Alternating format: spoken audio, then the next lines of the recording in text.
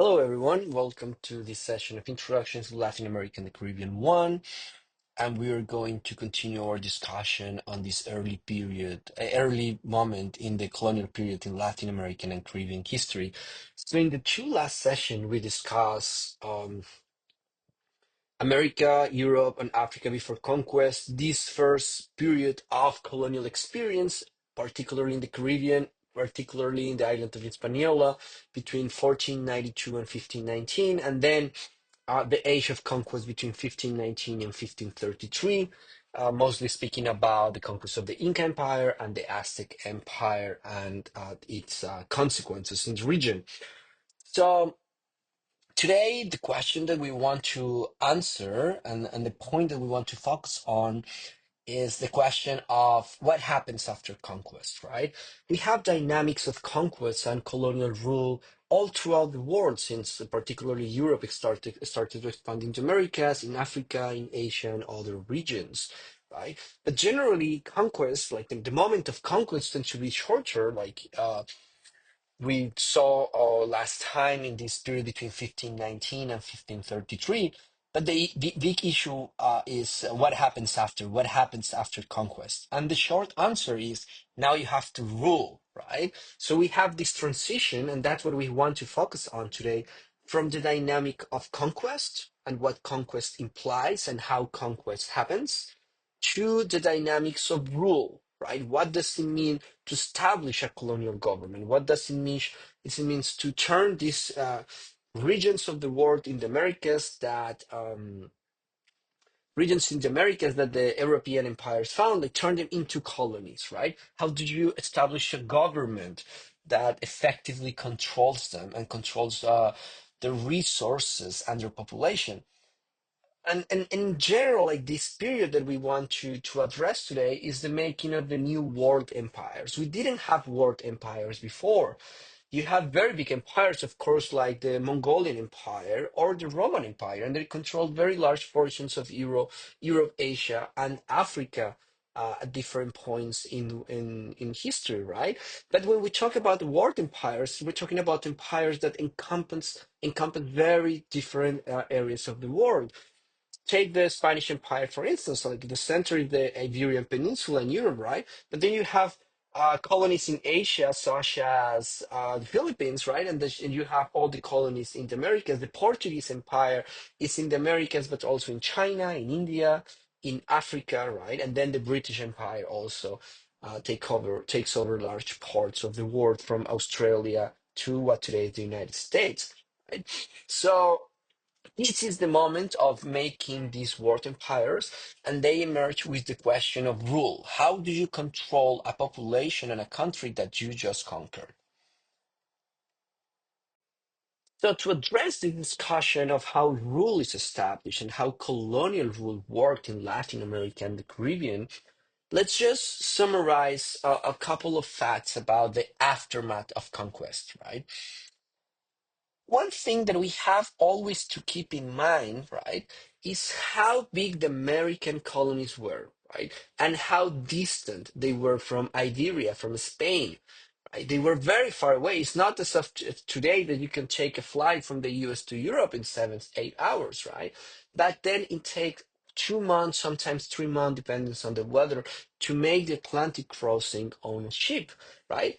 And it was not just to make the Atlantic crossing. Like if you want to go, for instance, to Lima, the capital of Peru, created by the Spanish Empire, you have to make the Atlantic crossing, but then you have to go from the Caribbean to Peru, which would take many other months, right?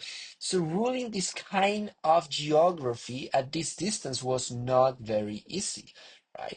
And on top of the difficulties that come with distance and the mere size of these colonies, is what happened with conquistadors, right? So this person you're seeing here, this is Cortés, right? Remember when we talk about Cortés, the big conquistador of the Aztec Empire, a similar figure as Pizarro, right, the conquistador of the Inca Empire. They wanted to make a transition, right, from conquistador to aristocrats. We cannot for a second forget the kind of society Spain was living at this moment in, right? We were talking about a feudal society that worked through a political system we know as a monarchy, right? We have a monarch, a king who is at the top of the society. You have a small class of nobility and high-ranking churchmen, and then you have the rest of the people. So people like Pizarro and Cortés, they were part of the nobility, right? They were not commoners, but they came from very, very low ranks, like very low ranks in the high class back in Spain. And that's actually going to be the case for many, many years for the people coming to the America with the idea of taking part in the conquest, right? They were not rich back in Spain. Like the whole point of making the Atlantic crossing and coming to the Americas was to make some money. So these conquistadors wanted to become aristocrats, just as the aristocrats were going to fight back in Spain. But for the Spanish crown and for the Portuguese crown, it was a very difficult decision, right? Because they didn't want to see the emergence of a powerful elite that was beyond their control. It was not easy for the king, to just give orders to someone like Cortés because the message that he wanted the king to send to Cortés might take months to reach him, and then the answer is going to take many other months. Like the message has to physically travel, cross the Atlantic, go to the places where these people are living. So it's a very critical situation in which you have a very big colony, right? Distance from very, very distant from Europe, from Spain in particular, and then you have this group of conquistadors, right, who are acting on behalf of the crown, of course, but at the same time they tend to have a huge degree of freedom to do what they want because of how far away the crown is. And it's in that particular context that we see the creation of the colonial government in the region. As I was mentioning, distance and communication was a very important part of this discussion and this equation, right? Because, as I was mentioning, the distance between Iberia and the Americas, between Spain and Mexico, between Spain and Peru, between Spain and the Dominican Republic, what today is Dominican Republic, back then Hispaniola, and Puerto Rico or Cuba, right? That distance, that physical distance, gave the American authorities a greater degree of authority. People like Cortés that I told you, people like Pizarro. And how did transportation back then work? Like we have also to keep that in mind. Like this picture that you see on the right of your screens, it's a representation of the ships used by the Spanish, right? But not just by the Spanish. The Portuguese used very similar technology, the Dutch, the French, the English, right? Like European empires expanding throughout the world. And basically, how did the Spanish keep in connection with their American possessions, right? You're going to have annual fleets. It's not like you can just take these ships and make the crossing as much as you want because it's expensive, it's dangerous. And so, what's going to happen in the case of the Spanish Empire is that you're going to have just these fleets that make once a year, right? Once a year, the crossing between the Americas and Spain. They bring commodities exploited, extracted from the region, silver, sugar, and others, right? They bring communication between people in the Americas and people in Spain, right? And that's basically going to become the main mechanism for this government to work. Mm, and just bring here some data so you can see like how far away this actually was, right? From Iberia, most of the time from the port of Seville to Cuba to Havana is going to be 64 days in this direction, right? Like from Spain to Cuba. To Hispaniola, to the port of Santo Domingo, 51 days. To Cartagena in present-day Colombia, it's going to be 51 days. It was actually, to say, like very, very far away. And remember, for instance, you were going to Bogota, today the capital of Colombia, you have to go first to Cartagena, but then from Cartagena to Bogota might be another 2 months. So what tend to happen is like we're going to see that later, but like the colonial economy was basically based on the extraction of two products, silver and sugar. So what's going to happen is the Spanish Empire is going to concentrate, right, all the silver and sugar in the Caribbean, most of the time in Havana. And when you have the fleet filled with communication, people, and commodities, you make the Atlantic crossing. But you can see why and how this was a complicated, a complex problem from the Spanish to solve. And it's precisely in that context, and because the Spanish crown didn't want low-ranking members of the nobility to rule over the American possessions, that we have the emergence of the viceroy, the virreys, right? And they were literally the representation of the power of the king in the American colonies.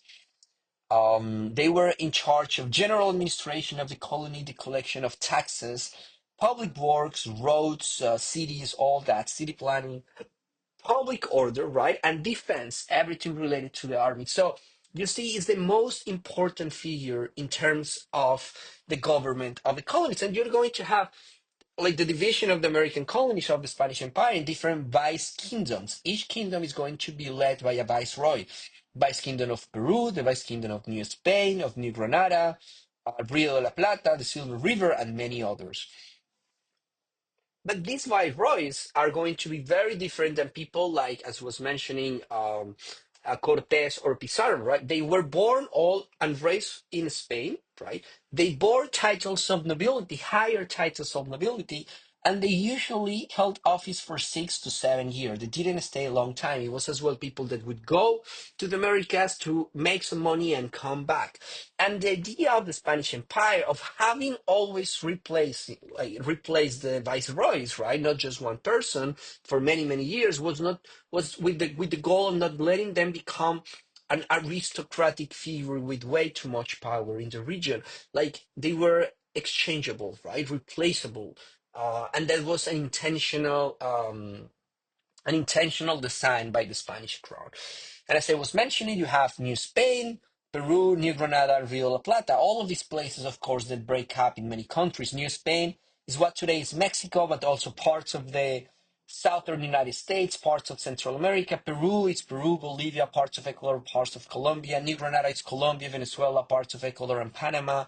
Rio de la Plata is mostly Argentina, but also Paraguay, parts of Brazil, parts of Chile, right? Like, that's the administrative division. But the viceroys, in the long run, are going to become the most important presence of the power of the king in the colonies.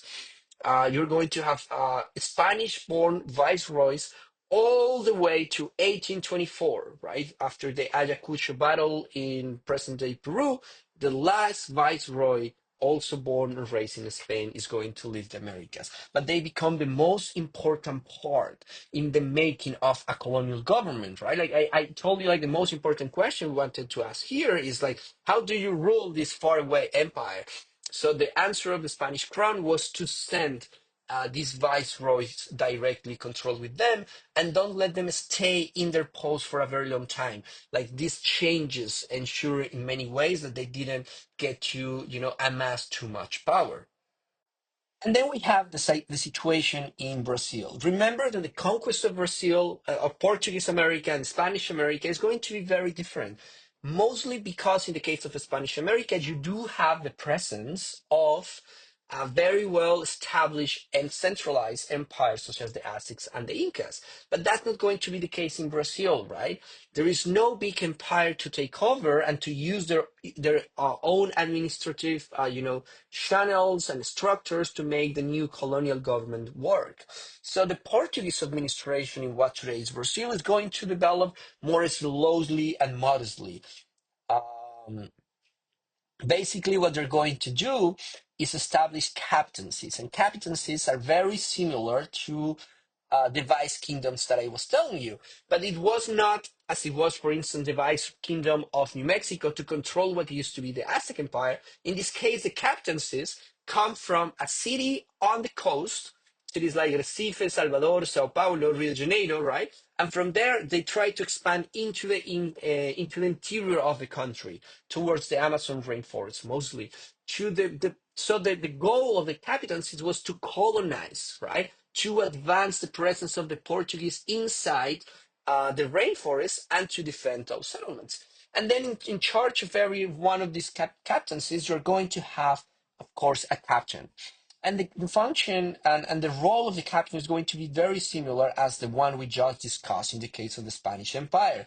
They were in charge of the overall administration of the colonies everything related to defense and the army, right? The relationship between the Portuguese crowns and the the Portuguese crown and the indigenous population, the collection of taxes, granting land to Portuguese settlers, and so on and so forth. So you see, that's how we move from a moment of conquest to a moment of colonial rule by the establishment or of these bureaucratic institutions and bureaucratic posts to hold under the control of the European empires these colonial possessions.